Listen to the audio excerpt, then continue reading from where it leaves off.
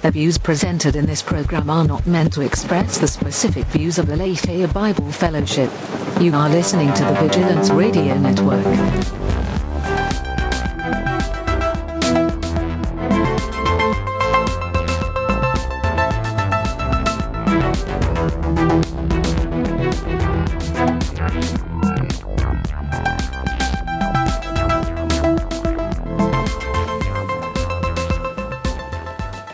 All right.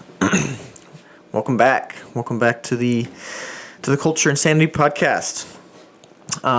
This is episode number seven. So welcome back. We got a few things on the agenda today. Some more interesting than others, in my opinion, but news is news, so we cover it, or we try. We're going to be talking about maybe some Game of Thrones stuff in as least spoilery fashion as possible. I have no intention of revealing specifics. I know Josh isn't caught up, so I'm going to try to be super mindful of him. Not you guys, but him. So talking about Game of Thrones as it relates to millennials. Alyssa Milano is in the news again. Good for her. Good for her.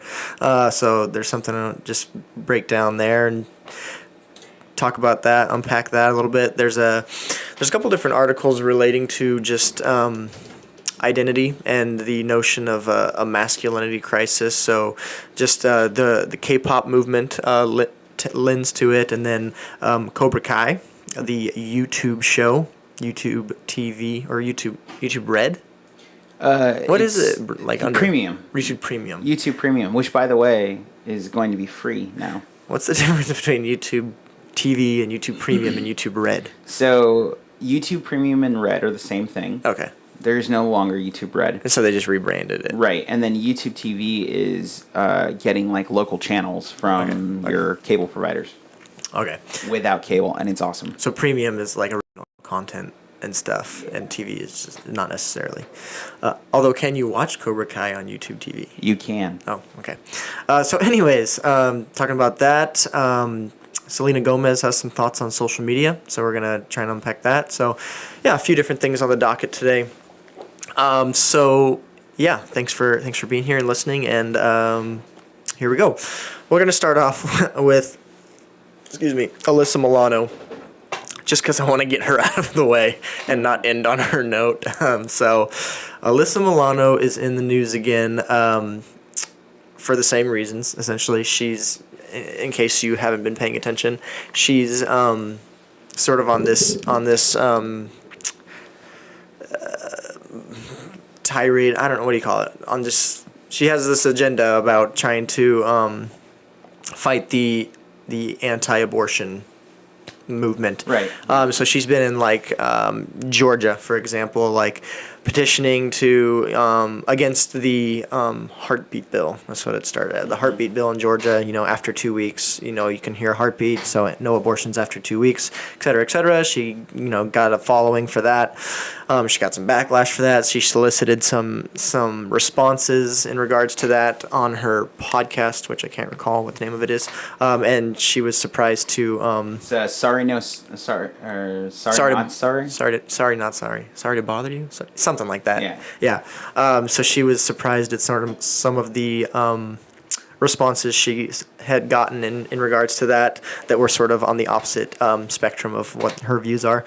So recently, she's on a new kick here about in regards to the same thing. If we can't get this, if we can't get the state and the whatever to pass these bills or to fight against these things, then we're going to take it upon ourselves. And so she's started this hashtag sex strike. She tweeted, and she's got a whole symbol, big pink X.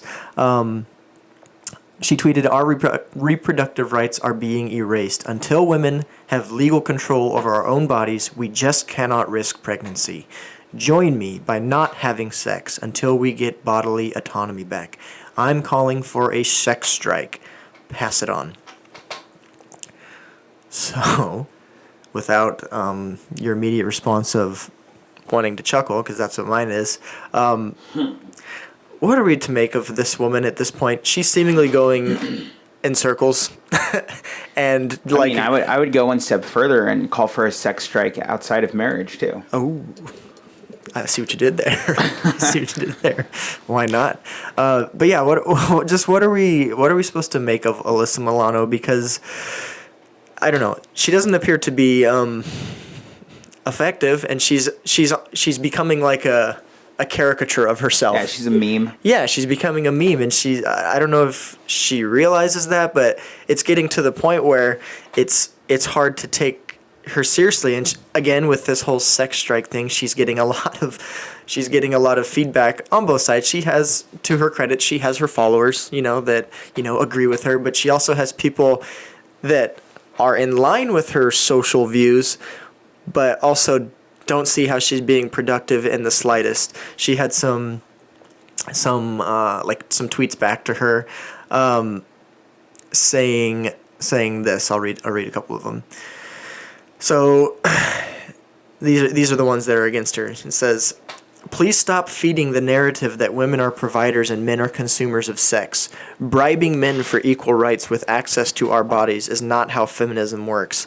So this is a person, who's a feminist, right. but it's like, dude, what are you doing? Another tweet says, "This makes it seem like sex is something women do as a favor to men. It also furthers the misogynist theory that women should be shamed for liking sex at all."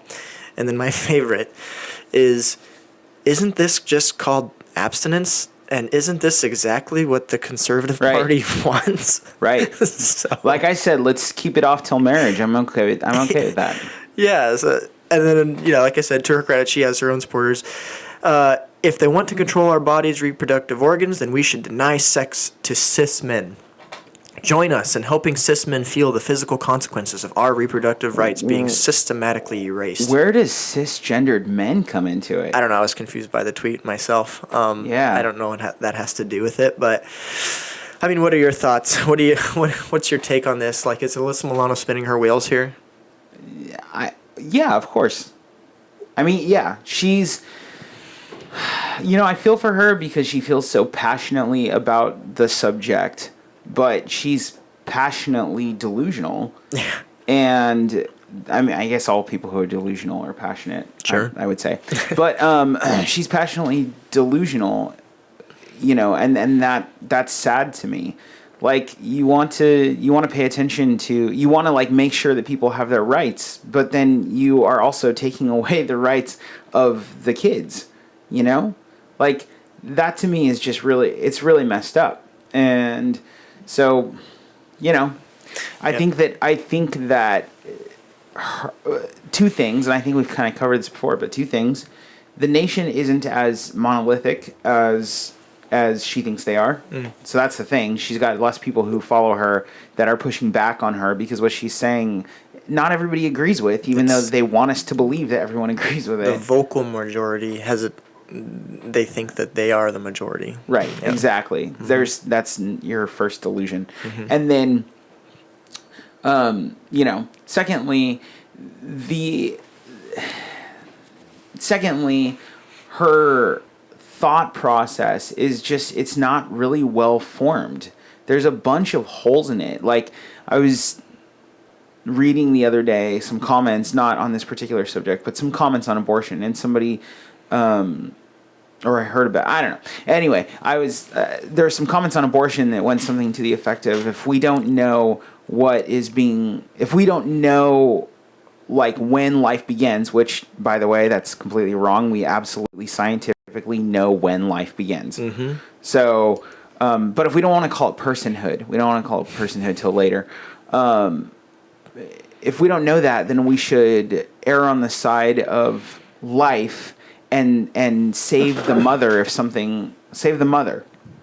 Like if there's some sort of danger. And that's what's being said. But how does that make sense? If you don't know that, if you come across a person who's lying on the side of the road, and you don't know whether they're alive, do you then take a garbage truck and put them in the garbage because, you don't know whether they're alive? Yeah, where does the buck stop with?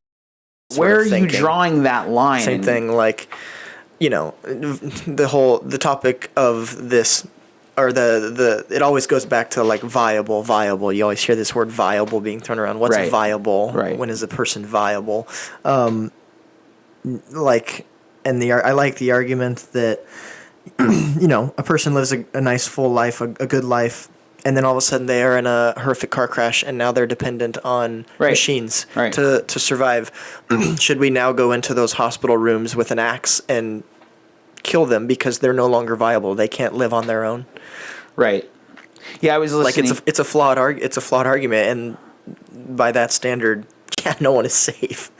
I was one is listening safe. to somebody talk about how fetuses are parasites, which is just really crass in my opinion. It's But really sad.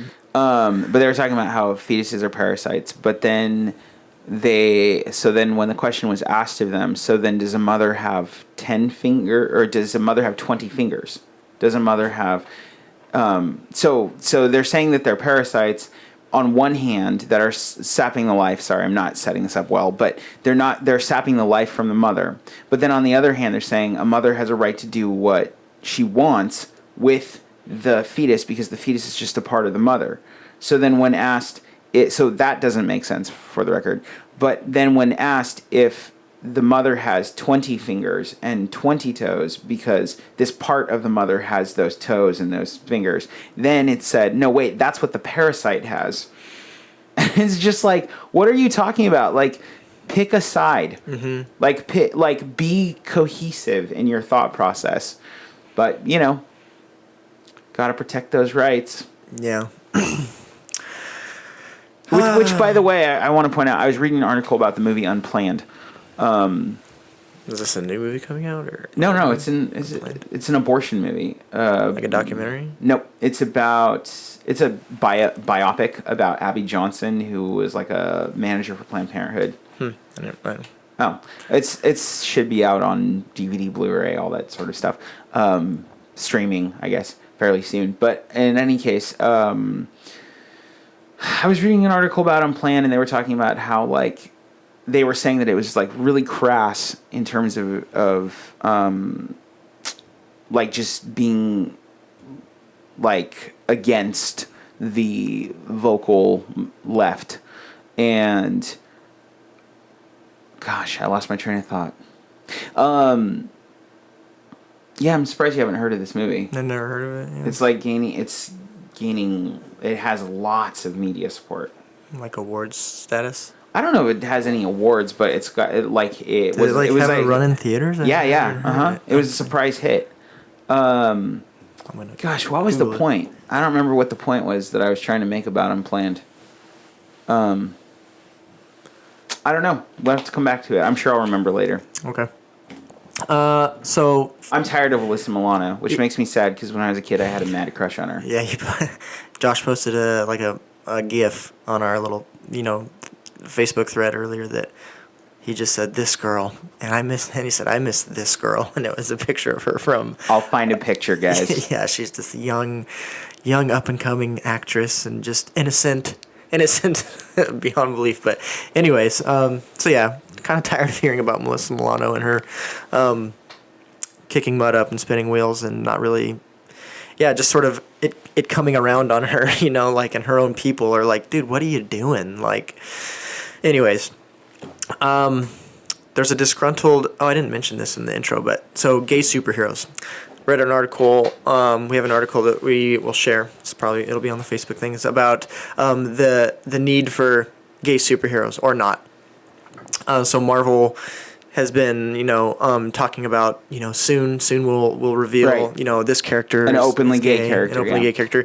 They're doing it with Batwoman right now. I don't know if you saw the Yeah, trailer. of course. It's just like, wow, it's really in your face. Yeah. So Marvel, is on that train as well, talking about we're finally going to get on board with that. They alluded to it, or they gave the gay community the scene in Avengers. 5 in Endgame. You've seen Endgame by now, right? Yeah, of Okay. course. This is a very small spoiler. It has nothing really to do with main characters or story, but it's like 5 years later, post Thanos snapping his fingers, and Cap is in a support group, and this guy's talking about what life has been like since the snap, and yeah, he's a gay character, and he's talking about trying to reconnect with this man on a date and blah blah blah, and that was the supposed big reveal of Endgame for the gay community, and a lot of the people were bothered by it because it was so weak. Yeah, a lot of the gay community was really bothered by it. Yeah, and so especially because they kind of were the Russo brothers were kind of like excited to show this, to give this to people, and be the forerunners of that for comic books, movies. Mm-hmm. So along the same lines, there's this article about this, and this writer's writing about the fact that we don't need a gay superhero, especially if it's going to be in the vein of that and Endgame. If it's going to be really weak and whatnot. There's a snippet in the article. It says, "Now the world will learn that a gay hero can lift a car, make a quip, and be as emotionally vague as any straight superhero can. That's real progress, isn't it?" So the writer is obviously sarcastic and disgruntled the whole time he or she's writing. "Seems to me like more empty pandering for my money. It would be a targeted social media appeasing ploy, the kind of shallow gimmickry we see over and over again." So, yeah, this writer is bothered by the idea that if this is the level of character we're going to get, then we're just as much not interested as we are interested. Right. So that's basically the long and short of what the article is talking about.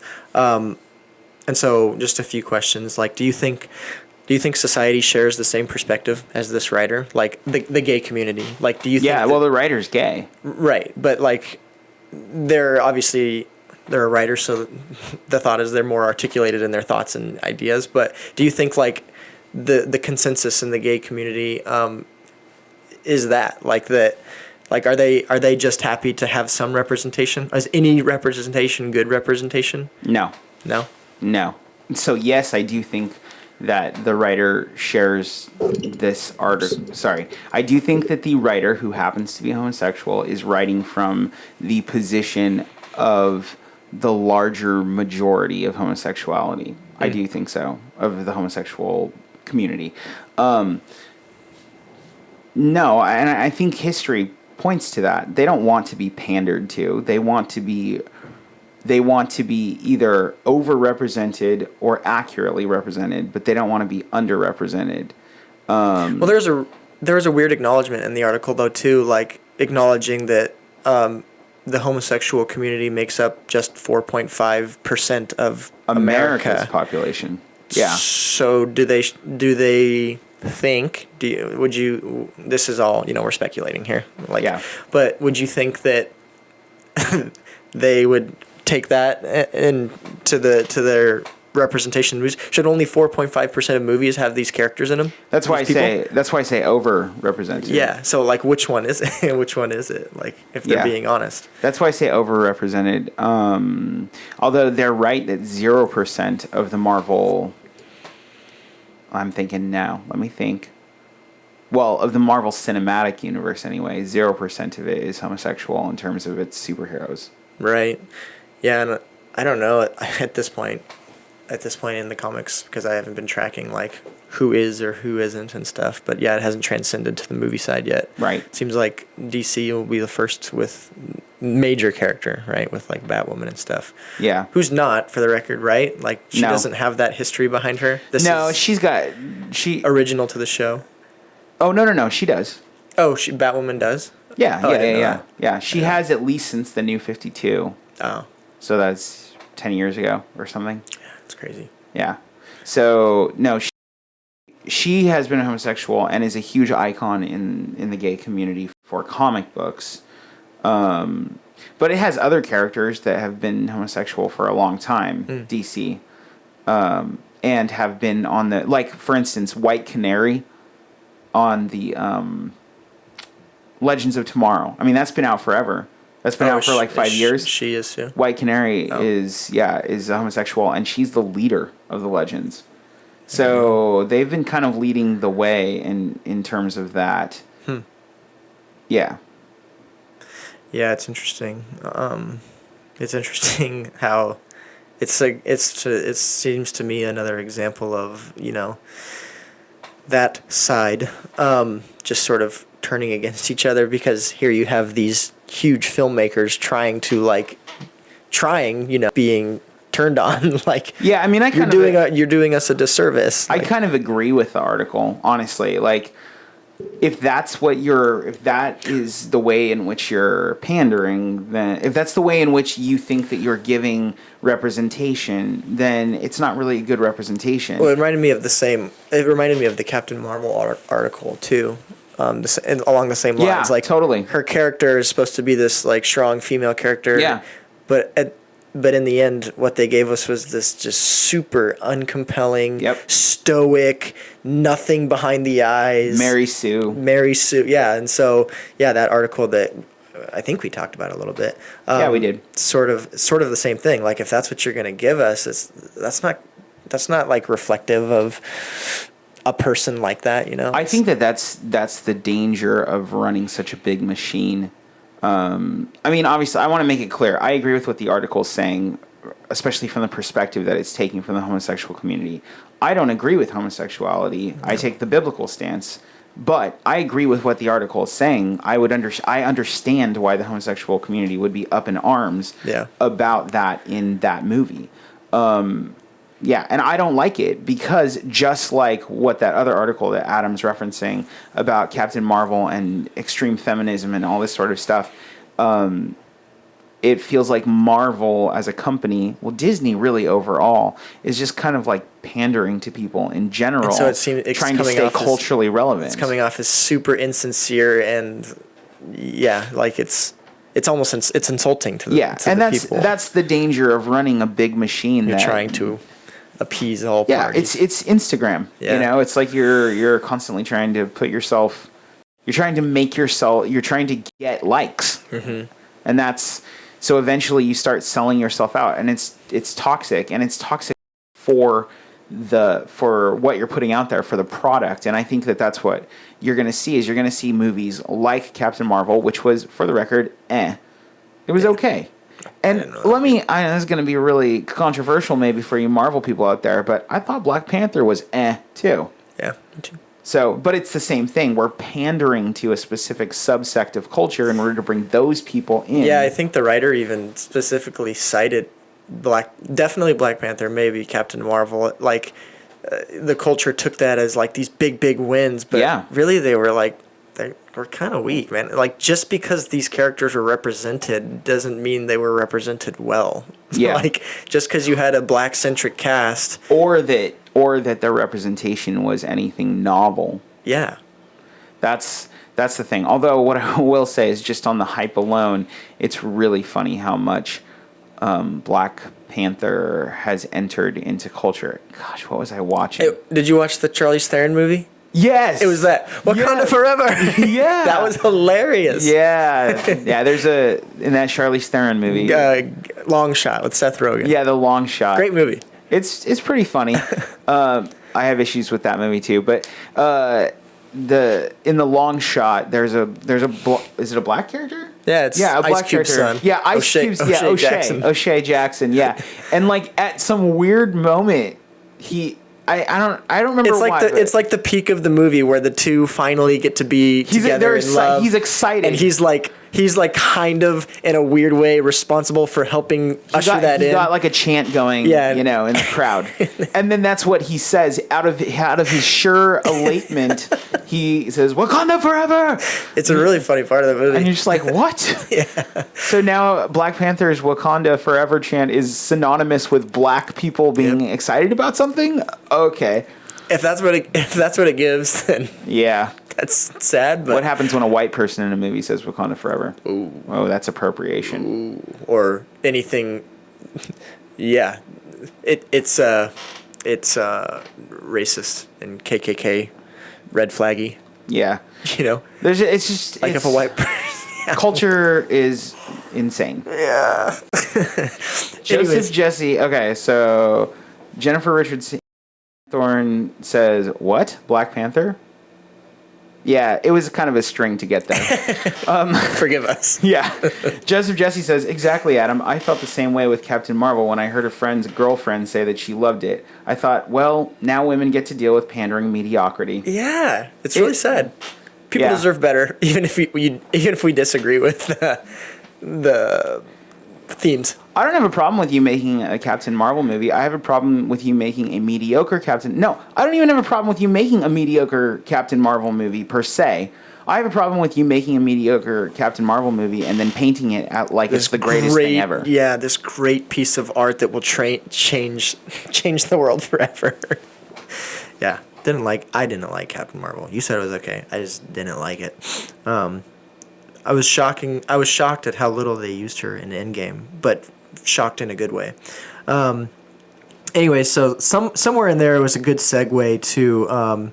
Oh yeah, it was a good segue to our next topic, talking about. We're going to talk about Cobra Kai for a second, but you were saying, you were saying, pick one or the other. Like stop trying to pander, stop trying to dabble and appease all parties. And that's the trouble with running such a big machine, such as like Disney's doing with the Marvel brands and stuff like that. So I thought that was a good segue into the Cobra Kai thing we're going to talk about. So Cobra Kai on YouTube Premium has been like a great success, right? It's just finished its second season. It's been picked up for a third season now. Yeah, it's great.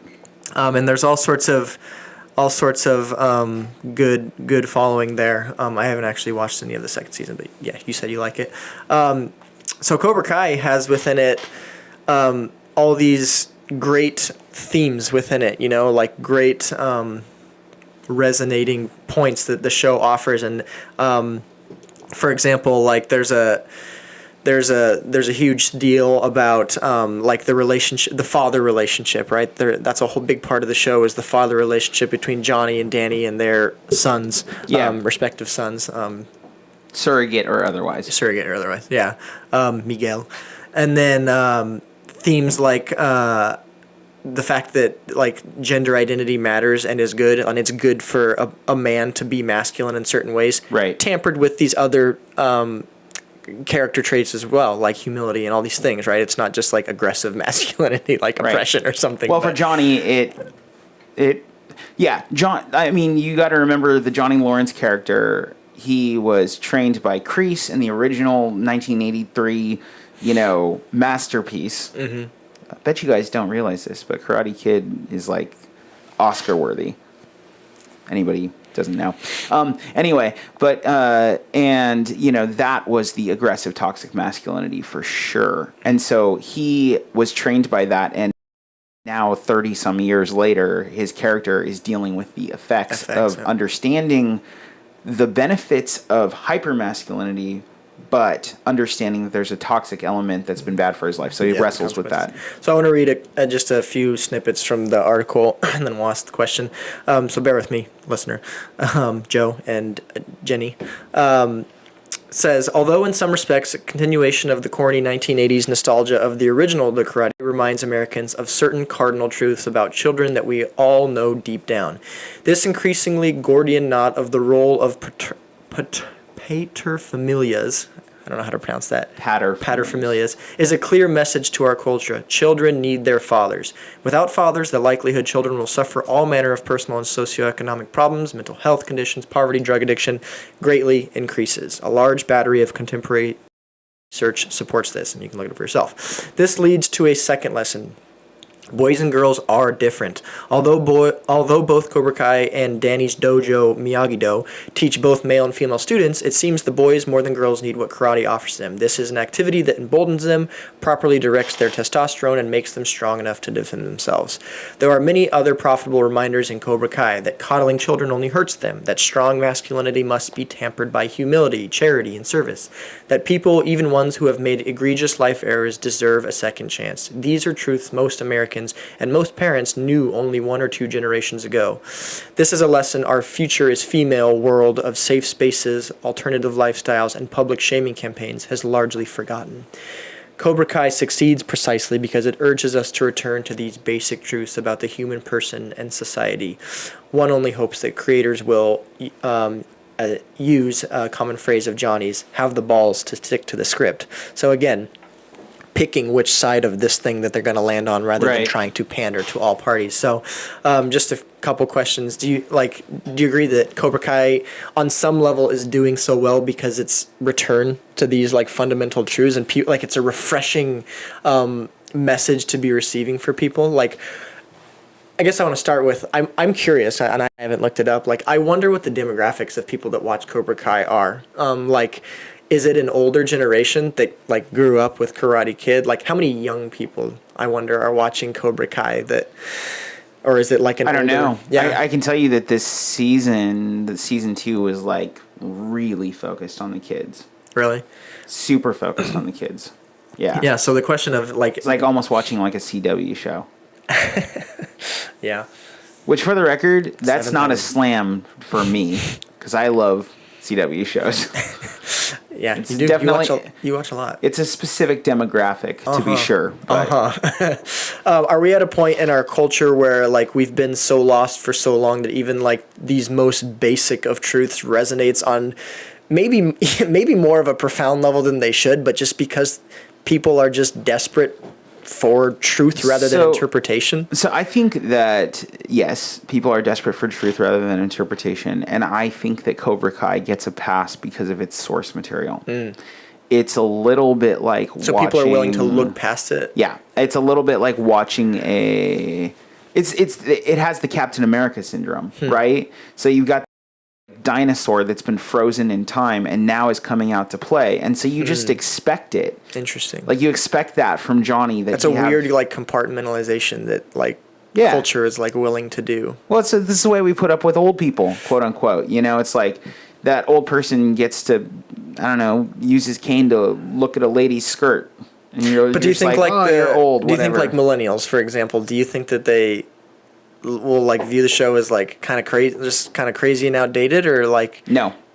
you think that it will resonate with millennials too? Yeah, I think that it does resonate with millennials. I think the stats show that. I mean, we don't have the internal stats, but we know that it was picked up for both season 2 and season 3 before it even aired. So, yeah, I think that basically because it's an old story, it's an old story that's come out to play. It's been defrosted. That's why I'm using the Captain America analogy.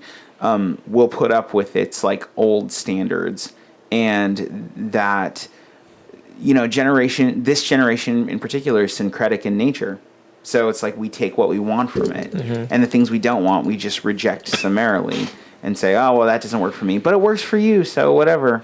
You know, the other thing is the vehicle by which it teaches its morals is a by nature disciplined vehicle. So we're looking at karate, and we're getting to see what karate looks like on one side, the no mercy side, and then what it looks like on the other side. And so, you know, so in other disciplines, well, really in other fields like romance, there's not really like a strong discipline to it that is in the pop culture. But in a pop culture understanding of martial arts, it's like that's exactly what it is. It's discipline the whole time. So this idea that these people are peddling discipline based on a certain set of values and then getting to watch those values play out, that makes total sense. But if you were to be like, here are the rules of dating, you know, then people would be like, that's antiquated. That doesn't make sense. But there are parishioners of martial arts all over the world who still follow that, and they're willing to compartmentalize putting discipline into that particular part of their life, even if in everywhere else in their life they're not disciplined. It's really interesting. Yeah. And it's just a perfect storm of allowing things in. Well, and it does a good job of, like you were saying in the beginning, like it doesn't, you know, we have a tendency to either on this side or on this side, you know, like extreme or extreme, which extreme, you know, like are you a part of? But it does a good job of showing the faults in both extremes and trying to, like, you know, find the healthy space in between. So I think. Well, and one thing that the first season of the show starts with like, this guy's a deadbeat, you know, like his former way of doing things, look where it got him type thing. Right. But then season 2, anyways. And Generation Y and Generation Z, the post-millennial generations, I mean, they're really, really good at taking what works and rejecting what doesn't work, what is inauthentic. And I think that's the thing about Karate Kid is that, it's corny, but there is a level of authenticity to what works and what doesn't work. And you get to see that play out. And there's a moment in season 2, not to spoil, but there's a moment in season 2 where Johnny has to deal with the ramifications of Kreese's mentality that it's strike fast, strike hard, no mercy, right? And so what does that look like? What are the ramifications of no mercy? And so then Kreese is his old master, or whatever? Kreese is the sensei. From the first Karate Kid. Gotcha. And the ramifications of... Yeah, he has to deal with the ramifications of that idea, strike first, strike hard, no mercy. And what does it look like when when no mercy crosses the line of no honor? And so there's things that, can be taken away, and then watching that interplay. I think that's the most interesting thing about Karate Kid, about Cobra Kai, is you get to see the outworking of the result of these two types of training, from Kreese through Cobra Kai, or from Miyagi, to Daniel, and now he's passing it on, and you get to see what this looks like when these things are taken to such a far extreme and given to another generation. And that's what the climax of season 2 is watching the tension between Danny training what's Johnny's son's name? Robbie. And specifically those two, Johnny and Danny, not finding resolution to their mentalities. So it's a unique show, and the great thing about it is it's 30 minutes, which is really strange. It's not like a 45-minute show, so it's kind of like watching a sitcom in terms of length. It's pretty accessible. I'm craving a Karate Kid soundbite right now. Totally. All right, so on, wax off. Speaking of toxic masculinity, there's an interesting article talking about K-pop. So if you don't know about K-pop, you're one of the few in the world that apparently doesn't, because it's a tidal wave.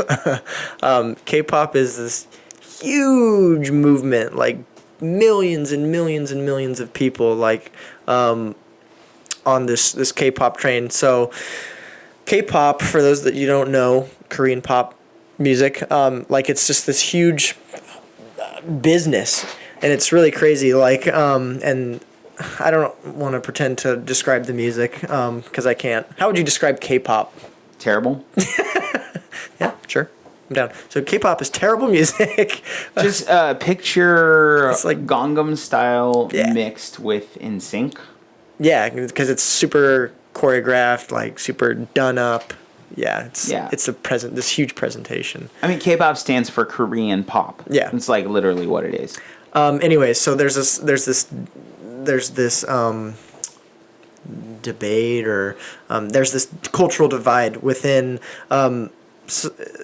countries like China and Korea on the toxic masculinity of or the masculinity crisis regarding K-pop. So K-pop, they're taking these really. I don't know if you've done much research, Josh, but they take these kids and groom them from a very young age, and it's military style. They'll raise them up and take them through intense training, physical and vocal, and all these different things. And if they don't make the cut, they're thrown away, whatever. It's really crazy. So does K-pop have a revolving door of artists? I didn't know that. Oh yeah. They're being treated like soldiers. Boom, up next is this, from a young age being disciplined and trained, hardcore vigorous training to be the next K-pop star. It's Menudo. It's really kind of crazy. But anyway, so they're pumping out like a factory these people to be the next big K-pop star because of how big of an industry it is. With that, there's all these things, they're taking these men and they're making them more effeminate with all these different done-ups, the way they're done up or whatever. And then to combat that, they have these schools and disciplines in places like China where it's schools for teaching alpha male, masculine whatevers. So it's this really interesting sort of divide going on in this masculinity crisis. Where am I going with this? My question is, where are you? What will that divide lead to? I have a couple snippets from an article. Oh, to counter the effect, it's talking about this one woman in specific. She helps lead this school, I think. To counter the effect of K-pop, Tang is the name of the woman. Tang's trainees exercise outdoors early in the morning. They wear headbands with the words "Real Man" and T-shirts with slogans in English like "Power Leader." One mother told Hey, it worked for the Pharisees. SCMP, I think that's the acronym for the school, that she signed her son up for the boot camp because I think it's a good opportunity for him to gradually cultivate a macho character. If you are a male, you are supposed to have those male traits. Like Tang, she too is concerned about the state of Chinese culture, saying, I don't think the entertainment industry has shown good role models for society because the celebrities exhibit a more feminine side of men, and that's the problem. And then it cited the last time we really saw this masculinity sort of redirect in culture. It was talking about Elvis. And like when Elvis came onto the scene, here you had this guy like pelvic thrusting on live television and all these different things, and how it like took the world by storm. Critics of Elvis called his performances vulgar and animalistic, and like the Catholic Church, for example, wrote articles like saying beware of Elvis Presley, warning that like following him or looking to him as a role model would lead to delinquency and a shifting morality. So with all that said, do you think that the response to this is morally right? Obviously, like these camps and stuff. Do you think that K-pop, as you understand it and interpret it, do you think that K-pop runs a risk in like identity for men, like these men that are involved in it? I don't. Yes, but maybe not for the same reasons. I think that these people are shooting in the dark because they don't come from a place of morality. Mm-hmm. So I don't think that there's anything inherently immoral about... Well, how about this? I don't think that there's anything inherently gender... specific about K-pop? Specific about wearing makeup, for instance. There's definitely societal specific gender norms. So I think that their problem is going to be in their definition of masculinity. Mm-hmm. And so they're choosing to define masculinity as essentially an opposite to womanhood. But really, masculinity and womanhood, they are their own thing. And there are areas in which there's crossplay between them. Just like I don't think that a little boy is effeminate because he plays with dolls versus action figures, which, by the way, is how action figures were made. Mm-hmm. Dolls came first. Boys wanted to play with them. I think it was, I don't know, whoever made G.I. Joe. I think it's Kenner. Whoever it was, they decided that there was a huge hole in the market with Barbies, and then decided that they wanted to, make money on selling boys Barbies. G.I. Joe Hasbro? Well, it is now. I don't know. It was Kenner before Hasbro? I don't know. Whoever it was, that's how they came to be. So G.I. Joes were dolls, and then slowly but surely they needed to make those dolls more durable, so they became plastic, smaller because it costs less to make smaller things. That's how you get action figures, guys. God bless America. Mm-hmm. So yeah, Adam's pointing to my action figure wall. Crossover. Yes. So I don't think that there's anything inherently moral about those certain things. I don't think there's anything wrong with that. The idea that the culture, that those things are related to effeminateness in the culture, that is something that I do have a problem with. I think either the culture needs to take it back as being gender neutral, so men can wear makeup and it doesn't mean anything bad, or it needs to stay on the one side, like just as feminine goes. I lean more toward the side of saying that's really a gender neutral thing. It doesn't make you a man or a woman. But then on the other side of it, the thing that really needs to be said is this is what it means to be a man. this is what it means to be a woman. And those aspects of manhood and womanhood are where true morality should lie. So if a man wants to wear makeup, that's fine, but he needs to be providing for his family. He needs to be loving his wife. He needs to be a good father to his children, so on and so forth. Who cares if he wears makeup if he, to completely be crass and low grade in my analogy, brings home the bacon.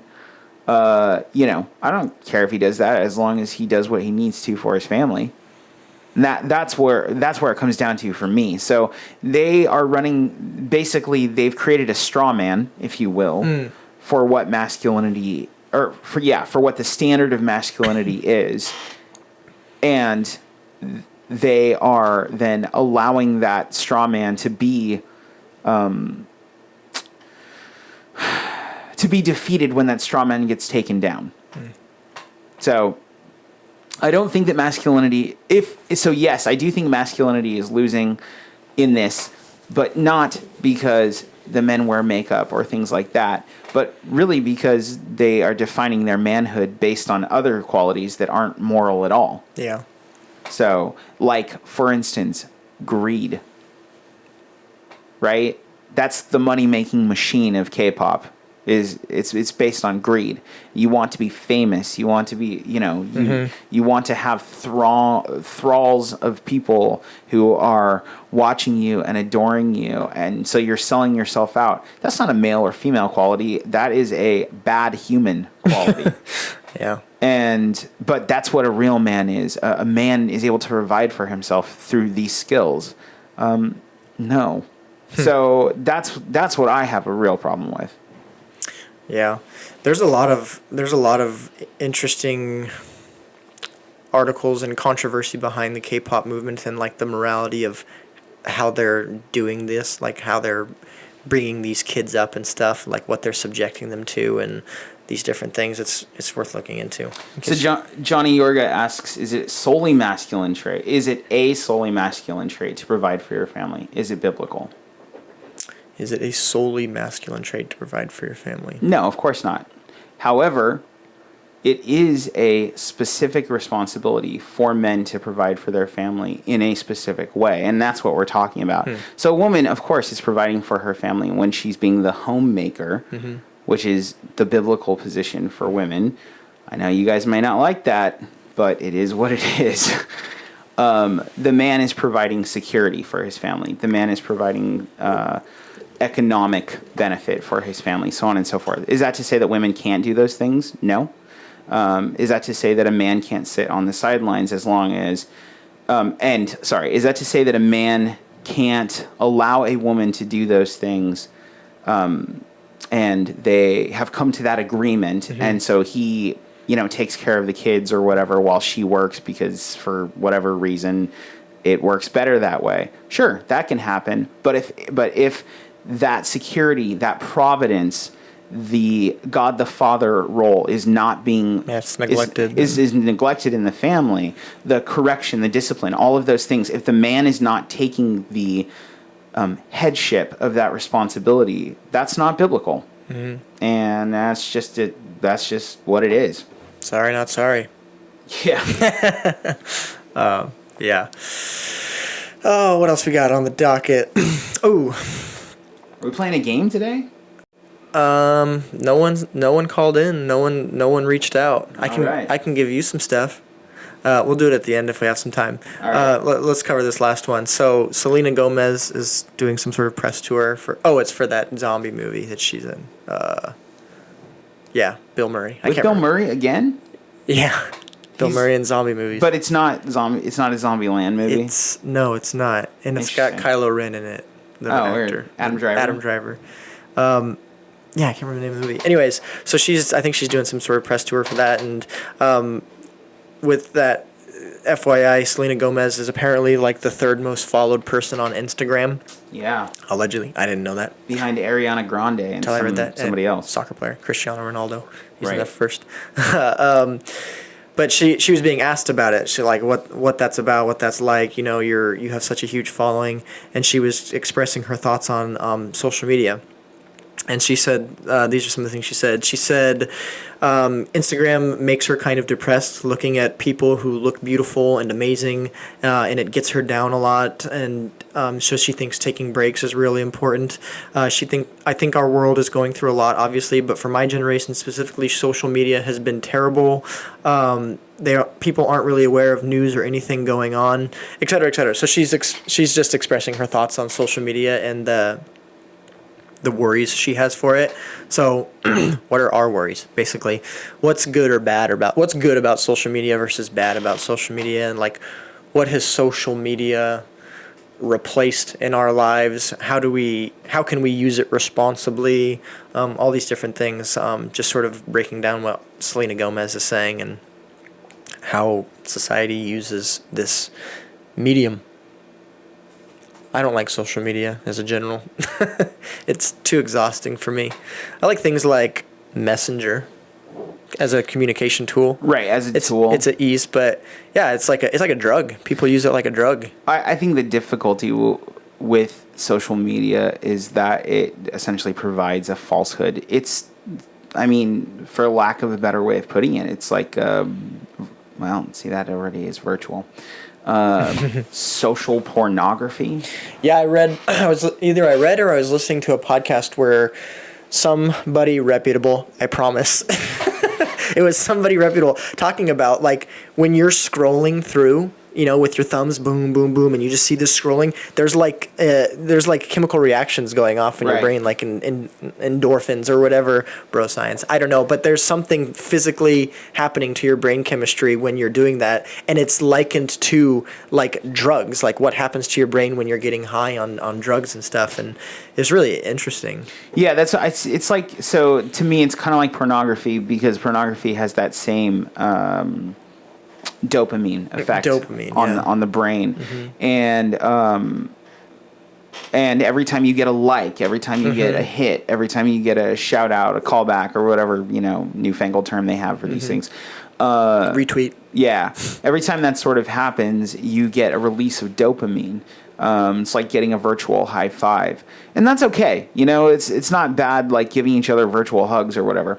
The problem is that it's a misrepresentation. It is you presenting yourself in a way, it's filled with people who present themselves oftentimes in a way that they have complete control over, and therefore their sin nature takes over, and they are not honest about who they are. And that's the difficulty, is oftentimes social media is not a true representation. That's why I say it's like pornography, where pornography doesn't actually represent what a real, honestly boring, oftentimes sexual experience looks like in comparison to a pornographic experience, where you got your swanky music and your pizza boxes or whatever you have. And so... And in pornography, everything is the way that you want it to be, and it's on demand. That's exactly what social media is. Everything, is the way that you want it to be. You present yourself a certain way, put on your makeup, or for the analogy, give yourself a boob job or whatever. And you put yourself in a position where you look a certain way, and everybody else is doing it too. And so you don't really know until you know that person. And somebody's life may look one way on social media, but then in reality it's not. And you constantly see that, where you have this fakeness where a person's really struggling with something, but they're not being vulnerable with it. They're putting on a good face or whatever. So to me, it's really, really dangerous. But social media is a tool, and it should be used like a tool and not be something that we are enslaved to, especially as believers. Yeah. We're not supposed to be enslaved to that. I think it makes sense that so many people are, because it's a world of their own making. There's a really disturbing episode of Black Mirror that takes social media and takes it to its extreme. And the end of FYI, Black Mirror pretty much never ends good. Positively. It's a really dark show, but it's interesting because it takes all these relevant things that are happening now and it takes them to their extreme and where they could go if we're not careful with them. Right. Anyway, so it's got this particular episode has Bryce Dallas Howard. Yeah. It's one of the early episodes, right? Yeah, I think it's season 1. And yeah, like this obsession with social media and like seeking approval and all these things, like it basically leads to like the complete destruction of her life, and it's really jacked up. Yeah. But yeah, crazy. Well, and there's I think Pastor James, I don't know if he's listening, but I think Pastor James pointed out some article about in China or something. There's something. Gosh, what? Okay, that's really lame lead in. I'll have to look it up. Never mind. There's something going on like that already. Scratch that. All right, so we're nearing the end. We didn't do our game, but I'll give you what I had. So, and this will be for you, Josh, as a music enthusiast. Oh boy. Okay. So in honor of Taylor Swift's. Wait, do you want me to play the music? Oh, let me lead in. All right, you're leading in. Okay, got it. Got a problem with lead-ins this episode. In honor of Taylor Swift's catchy but terrible new song. Me, is that what it's called? I think it's Me! Yeah. Exclamation point. Yeah. I gotta say, I'm kind of a fan of it. It's catchy. Here's why I'm a fan of it. It's a return. That's what it is. It's like Reputation is such a dark album. Oh yeah. And it's so like over the top and extreme. I can appreciate where you're and coming from. I'm with like, that. okay, pop. I'm bothered by it. Not to tangent. I'm bothered by it because when grown adults sing songs that are so kiddie sounding, it really freaks me out. Like when I found out Carly Rae Jepsen was like a 30-year-old woman singing Call Me Maybe, like I thought she was a kid. And I was like, oh, okay, it works. She's this young kid.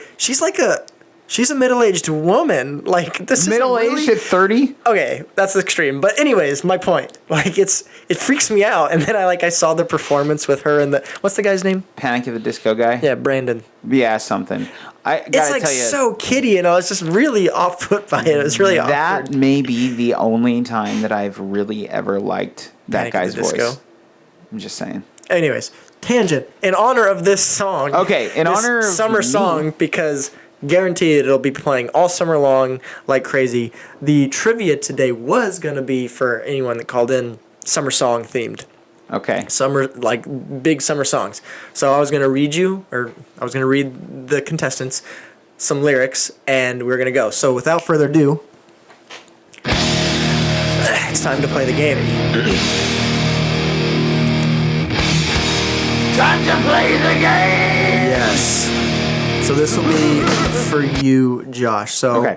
I'm just going to read a lyric in a normal voice as if I was talking to you, and you are supposed to guess the summer song. I pulled one song from the 70s, 80s. I pulled a couple from the 90s, biased 90s kid, and I got a couple from the new millennium. Oh, jeez. Okay? I'm not going to get the new millennium. I can tell you. You don't think so? I don't know. You're probably right. All right, here we go. You're probably right. Okay, so... Feel free. So our comment section's open, guys, so feel free to participate. Yeah, feel free. I'll give you... James posted that article in case anybody wants to know. There you go. I'll give you the year. The year was 1971. Okay. Almost Heaven, West Virginia. Blue Ridge Mountains. Are you serious? Shenandoah River. This is a summer song? Yeah. Okay. According to so the that's Billboard John charts. Denver. That's the artist. Country Road. Yeah. Right? Take Me Home, Country Roads. Yeah. Take Me Home, Country Road. Yeah, okay. Good job. Yeah, according to the Billboard charts. That's a summer. Okay. That's a summer song of 1971. 1981. Okay. 10 years later. This is your birth year, if I'm not mistaken. Oh, you're mistaken. 1980. I'm 1980. My mistake. I play along with the charade. There doesn't seem to be a reason to change. I feel so dirty when they start talking cute. I want to tell her that I love her, but the point is probably moot. I don't know. Is it weird when I say it in these ways? Yeah, I don't know. I mean, if you sang it for me, I might know. The next one, what I'll say is the next one will be hard for me to just speak and not sing. Okay. I'll do it one more time. I play along with the charade. There doesn't seem to be a reason to change. I feel so dirty when they start talking cute. I want to tell her that I love her, but the point is probably moot. I don't know. Does anybody online know? I don't know. Jesse's Girl. Oh, I hate that song. Yeah, I hear it now. By Rick Springfield. Yeah, I hate that song. I can't stand it. Every time it comes on, I change it because I don't believe in... I ain't down with OPP. The year... Oh, I got 2 for the 80s. All right. Well, there you go. The year is 1987. Okay. I was 7 years old. I have to try and keep a straight face during this one. Although if it was summer, then I was 6 years old. You ready? Yeah. Se necesita uno poco de gracia. Uno poco de gracia. Para mí, para ti. Ay arriba, ay arriba. Really? Yeah. That was 87? Yeah. Okay, so that's La Bamba, right? La Bamba. By Richie Valens? Los Lobos. So it's a remake. Okay. Yeah. That's really weird. Good job. This next one, and forgive me in advance, listener. So your girlfriend rolls a Honda playing workout tapes by Fonda. But Fonda ain't got a motor in the back of her Honda inline. Yeah. Inverse. What year is that from? 1990s? 92. Okay, so that is off the album Oh, you're going to give me the album. Swass? Is that off the album Swass? I don't know the album. I think that's what it's called. You can just but give me anyway, the song and the artist. And that is the artist is Sir Mix-a-Lot. Baby Got Back. Good job. Is it on Swass? I don't know. I didn't look that up. I got something else in front of me. All right. Next one. So Okay. we're in the 90s still. I need to look that up. Hold on. I need to know. Okay, look it up. Okay. Can I read the lyric Yeah. to you? You can be able to listen? It is. It's on Swass. I ain't gonna cry, no, and I won't beg you to stay. If you're determined to leave, boy, I will not stand in your way. But inevitably, you'll be back again, 'cause you know in your heart, babe, our love will never end. No. Okay. I totally know this, but I can't place the melody of it. 1996 is the year. Do you need it again? Yeah. Here we go. Oh no. I ain't gonna cry, no, and I won't beg you to stay. If you're determined to leave, boy, I will not stand in your way. But inevitably, you'll be back again, 'cause you know in your heart, babe, our love will never end. No. I totally know this. Yeah, it's Mariah Carey. Yeah. Always be my baby. Yeah, that's right. Okay, always be my baby. Yeah. All right, you ready for the next one? I could belt that out right now. You have so many relationships in this life. Only one or two will last. Is this 90s? You go through all the pain and strife, yes. Then you turn your back, and they're gone so fast. Oh, yeah. And they're gone so fast. Yeah. Oh, so hold on, the ones who really care. In the end, they'll be the only ones there. And when you get old and start losing your hair, can you tell me who will still care? Can you tell me who will still care? Oh, care. That's pretty deep. And based on the song, I might not guess it. I can't tell off that. Three brothers. Beautiful Hanson? blonde boys. Is it Mbop? Beautiful blonde boys. Oh, yeah, well, there you go. I didn't even know that there was depth in those lyrics. That's what I'm saying. All right. It's like, you have no idea what they're saying. All right, for the purposes of time, I'll make this the last one, and this is another 90s one. Okay. We never broke into 2000s. Okay. Taylor Swift was the 2000s. Yeah. 1 second, please. This one's too easy for you. See, this one wasn't meant for you. Like, this one is made for you. It's not fair. All right. Wickedy Wild. Wickedy Wild Wild. Yeah. Wickedy Wild. Wickedy Wild Wild. Yeah. Wickedy. Yeah, it's Will Smith, obviously. Wild Wild West. Does it have DJ Jazzy Jeff in it? Or is it just No, Will it Smith? doesn't. It's Cisco. Featuring Drew Hill. Cisco. Yeah. Drew Hill, the group. That's a group, right? Yeah. Drew Hill. Yeah. And Cisco. Yeah. That was the Drew Hill. big Will. Drew. Yeah. Yeah, Anyways. yeah. Okay. So now that we're done embarrassing ourselves. All right. If you're interested in today's topics or staying relevant, you can check out the comments, the links that we've been posted on the Facebook video. Thanks for the people that have been joining us and participating. We've rebranded our network, so if you're looking for any of our content, you can check out the Facebook page Vigilance Radio Network. Make sure you like, follow, subscribe to that. You can find all of our content on there, whether it be this podcast, Truth Time with Pastor Monty, the Abandoned Initiative podcast called Upper Story, cross-examination panel discussions. You can find all of our content on Vigilance Radio Network Facebook page. So make sure you like, follow, subscribe to that. Facebook group. Yes. And if you're interested in exploring your faith, as always, or are completely new to Christ or the Bible, you can check out the Help tab on abfpdx.org. Speaking of cross-examination, this month's panel discussion will be on denominations and, what's the other one? It's a two-parter. It's really just denominations. Okay, I think I heard denominations and worship. Yes, it's really just denominations. So May 26th at 7 p.m. here at Aletheia Bible Fellowship, panel discussion with local pastors talking in plain language about denominations. Yeah, we got 3 denominations present and a 4-panel group. Should be interesting. So you can join us live in-house, if you will, by coming to the church here at Aletheia Bible Fellowship, or you can tune in on Facebook via Vigilance Radio Network. So yeah, and let me just say, like, for those of you who don't understand what denominations mean, it's just, why is there a bunch of churches who have different, like, some are Lutherans and some are, trying to think of ones that I actually accept as denominations. Why are there Baptists? Why are there Lutherans? Why are there Presbyterians and Episcopalians and so on and so forth? And what makes one right and one wrong, or so on and so forth? Why? Mm-hmm. So we have 3 denominations present. 3 denominations, but 4 pastors. So yeah, should be fun. Should be interesting. So if you have questions, you can submit them with the hashtag CrossX on the Facebook or Twitter page, and that will get to us, and we seek to answer them, or the pastors will seek to answer them. So May 26th at 7 p.m. Look forward to that. And again, for the people that were tuning in, thanks for the people that will download in the future, and look forward to next time. See ya. The views presented in this program are not meant to express the specific views of Aletheia Bible Fellowship.